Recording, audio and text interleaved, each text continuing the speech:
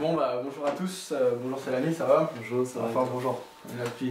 Donc c'est l'ami qui est stagiaire chez videobourse.fr, bon, vous en avez déjà entendu parler, je vous en ai parlé dans les émissions, mais également vous l'avez vu dans les reportages qu'on allait faire à Paris. Bah, on a eu une idée là à l'approche de l'Euro, donc je te laisse présenter le projet.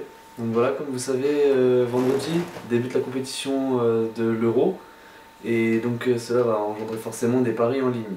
Donc nous, ce que nous voulions faire, c'était donc réaliser quelques paris en ligne que vous pourrez suivre directement sur notre site videobourse.fr et je vais laisser Fabien vous expliquer plus en détail tous les détails de ces paris. Ouais, en fait on avait déjà parlé sur Vidéobourse, sur le forum notamment, qu'il y avait des parallèles à faire entre le trading et les différents jeux en rapport avec l'argent, que ce soit les paris sportifs, le poker, etc. Avec bien sûr des différences importantes, mais aussi beaucoup de points communs.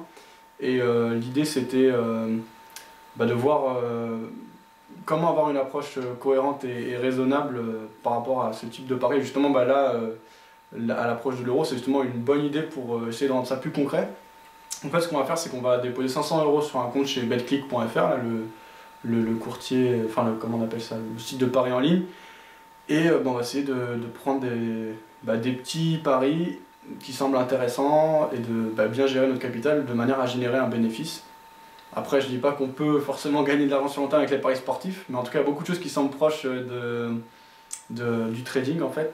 Et donc ça va être intéressant de suivre ça, et on va surtout faire attention à la gestion du risque et à ce qui paraît vraiment intéressant plutôt que de se laisser emporter par telle équipe qu'on aime bien ou autre, ce qui amène souvent à faire un peu n'importe quoi. Donc il y a notamment Selami qui connaît vraiment bien tout ce qui est en rapport justement avec le foot et les pronostics, etc. Donc il pourra sûrement vous aider. Il y a un sujet qui est dédié à ça sur le chat, sur le forum, pardon. Et on mettra une petite section. Donc toi, qu'est-ce que t'en penses, Selami, toi, de ce projet?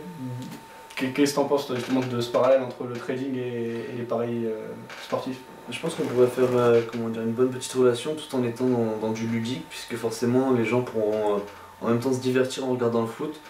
Et si les investissements sont correctement placés, on peut aussi avoir des bénéfices.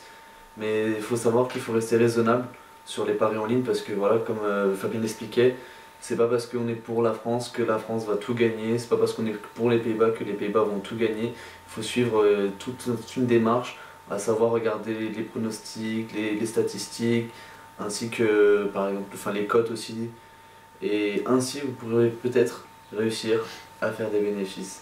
Mais tout ça, vous pourrez le suivre directement sur le forum et je serai prêt à répondre à toutes vos questions, il suffit de me demander. Ok, et donc toi tu penses qu'on peut vraiment gagner de l'argent à long terme avec les paris sportifs, ou tu doutes? Sur le long terme, si, c'est possible de gagner, il suffit simplement comme je te disais, de ne pas faire n'importe quoi.